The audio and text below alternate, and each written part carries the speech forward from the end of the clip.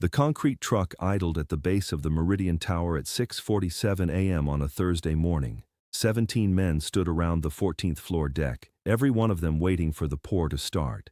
Then Marcus Reeves, wearing a faded gray jacket and carrying his daughter's lunch bag in one hand, walked to the center of the formwork and said 5 words that made the foreman laugh out loud. "Don't pour that floor, stop."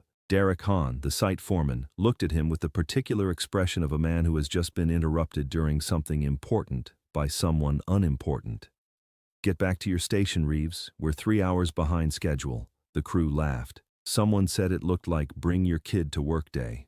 Marcus didn't turn around. He set down the lunch bag, crouched beside the rebar grid, and ran his hand along the spacing between the bars. Then he stood and looked at Vanessa Cole, the 29-year-old project manager, standing near the hoist with a tablet in her hand. "The load calculations are wrong," Marcus said. "This spacing won't hold the cantilevered section you're building above it." 11 days later, at 2:17 in the afternoon, the 14th floor of the Meridian Tower collapsed inward, taking 3 floors below it and sending 47 tons of concrete into the foundation cavity. 14 workers were hospitalized.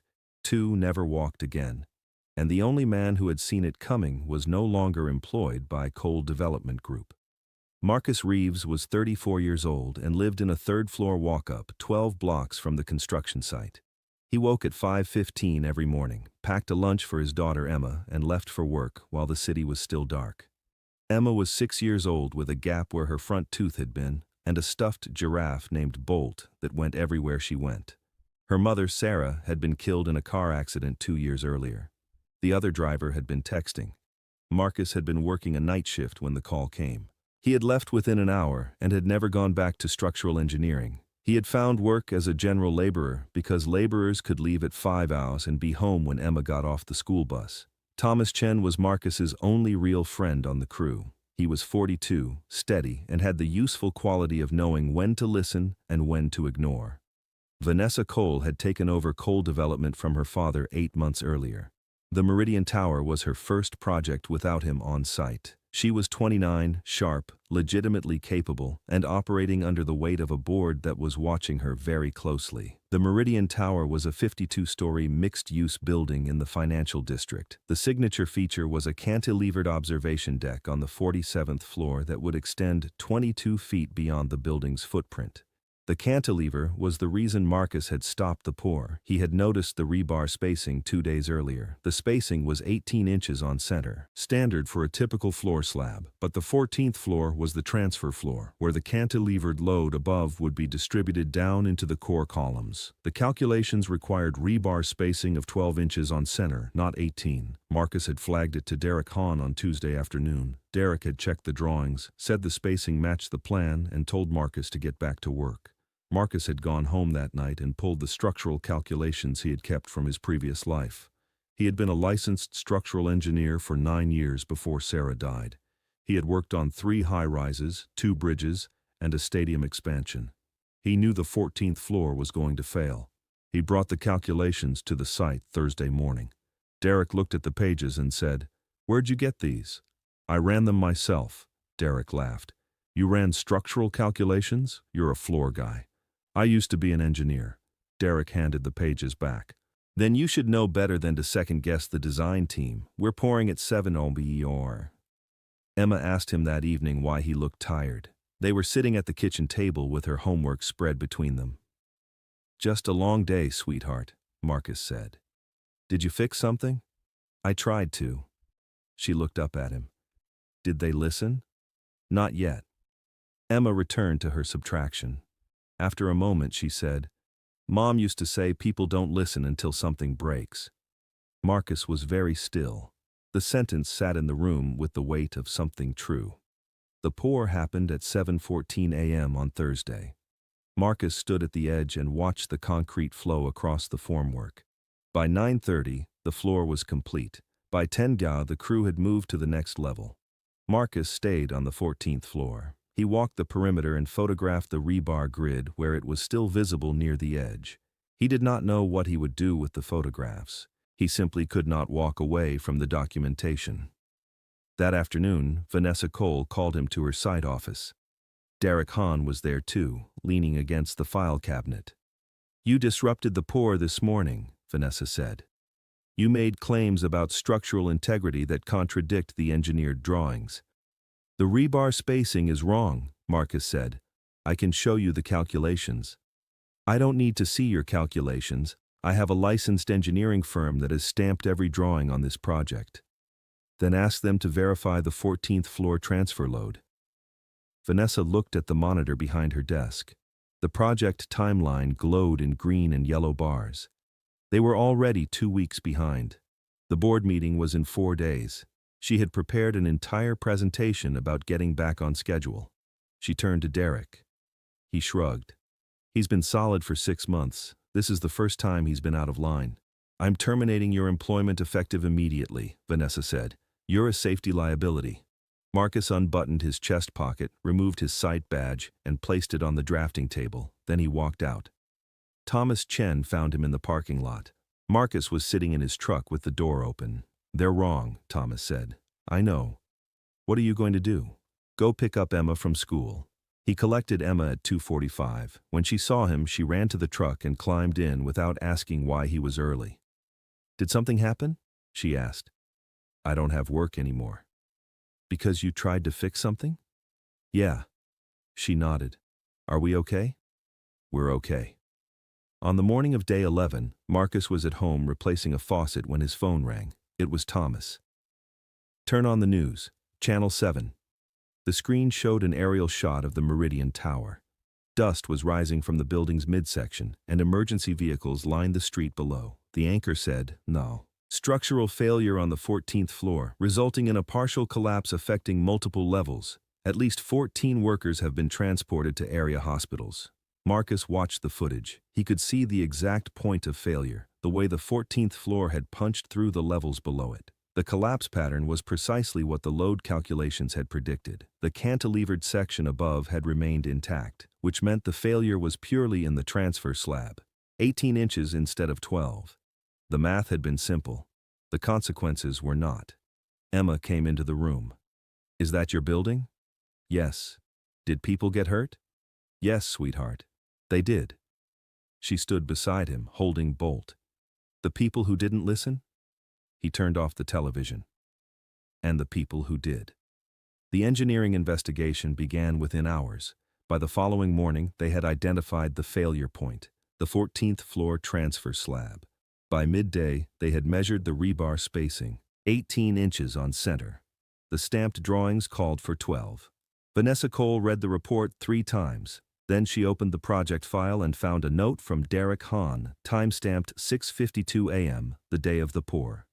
Floor worker Reeves raised concerns about rebar spacing, concerns dismissed per engineering drawings on file. She called Derek. Who dismissed Reeves's concerns? You did, when you fired him. I need his address. Vanessa knocked on Marcus's door at 7:30 that evening. Emma answered. She looked up at Vanessa with calm assessment, then opened the door wider. He's in the kitchen. Marcus was sitting at the table with a mug of tea.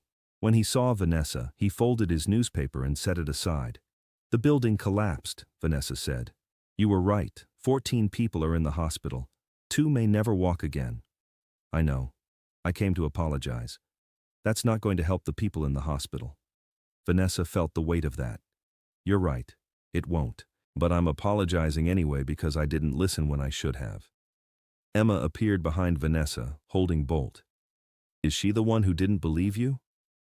Yes, Marcus said. Emma looked at Vanessa. Are you going to believe him now? Vanessa crouched down. Yes, I am. The investigation lasted 3 weeks. Marcus provided his calculations, the photographs, and a timeline of every conversation. The engineering firm admitted to a transcription error during a software migration. Cole Development's reputation did not recover as easily. Derek Hahn resigned before he could be terminated. The last thing he said to Vanessa was that he had been following the stamped drawings, which was true. But he had also ignored a concern from someone who understood the structure better than anyone else on site, and that was equally true. Vanessa called Marcus on a Friday. I'd like to offer you the role of chief structural consultant. You'd review every drawing before it goes to the field. You'd have veto authority over any structural decision. Why? Because I just learned that the people who say the least are usually the ones holding the most. I have one condition. Every site gets a mandatory safety review protocol. Any worker can flag a concern without retaliation. Every flag gets reviewed by a licensed engineer within 24 hours. Done. Marcus returned to the site on a Monday morning. His badge read, Structural Consultant. Thomas Chen was waiting with coffee. Welcome back. They stood at the foundation, looking up. The collapsed section had been cleared. Reconstruction would begin the following week, with rebar spacing of 12 inches on center. Are they listening now? Thomas asked. They're listening. 3 months later, the Meridian Tower stood at 28 floors. Marcus reviewed every drawing personally. He vetoed 2 pours in the first month, approved them after corrections, and both floors held. Vanessa changed how she ran the company. She arrived on site more often. She asked questions instead of issuing directives. One afternoon, she found Marcus on the 22nd floor checking formwork. Emma was there, sitting on a bucket, doing homework with Bolt propped against her backpack. You brought her to the site? Vanessa asked. Daycare called. They're closed. Vanessa crouched next to Emma. What are you working on? Multiplication. How's it going? It's easier when you understand the pattern. That sounds like something your dad would say. It is. He says that about buildings too. Marcus finished his inspection. Floor's good. You can pour tomorrow. Vanessa pulled out a folded document. This is the new company policy. Your protocol is now standard across every project. Marcus unfolded it. At the bottom was a line. Inspired by the observations of Marcus Reeves, chief structural consultant, whose intervention prevented future loss of life. He read it twice, then handed it back. Keep it in the manual. That's where it matters. Emma tugged on Vanessa's sleeve. Can I ask you something? Of course. Do you ever get scared when you make big decisions? Vanessa looked at her, then at Marcus, then back at the girl. Yes, especially now. That's good, Emma said. Dad says being scared means you're paying attention. The Meridian Tower was completed 18 months later, 2 months behind schedule and $40 million over budget, but built correctly. The cantilever observation deck extended exactly 22 feet beyond the footprint, supported by a transfer floor with rebar spacing of 12 inches on center. Marcus stood on that deck the morning of the opening. Emma was beside him, 7 years old now, still carrying Bolt. This is really high, Emma said. It is. Is it safe? Marcus looked down at the structure beneath them. Yes, it's safe. Because you fixed it. Because people listened when it needed to be fixed. She leaned against the railing. Do you miss Mom? Marcus crouched down. Every day. Me too, but I think she'd be proud of you. His throat tightened. I think she'd be proud of you too. Below them, Vanessa Cole stood in the lobby. She had learned something no business school had taught her. That authority exercised without the willingness to listen is not strength. It is a specific and very costly kind of blindness. Marcus kept the job. He kept the apartment. He kept the morning routine. He did not become a different person. He became a more settled version of the person he had always been. Someone who knew that the things worth attending to rarely announce themselves, and that the difference between catastrophe and safety is often nothing more than the willingness to stop and look properly at something the rest of the world has decided to ignore. He still talked to Sarah sometimes, in the quiet moments when Emma was asleep. Not from grief, but from the understanding that some things don't conclude, they simply change form. He thought she would have been proud of the building. He thought she would have been proud of the way he'd fought for it, and he thought, though he would never say it out loud, that she would have smiled at the way Emma had asked whether the building was safe. Because that was the question that mattered, not whether it was beautiful or profitable or on schedule, just whether it was safe. And finally, after everything, the answer was yes.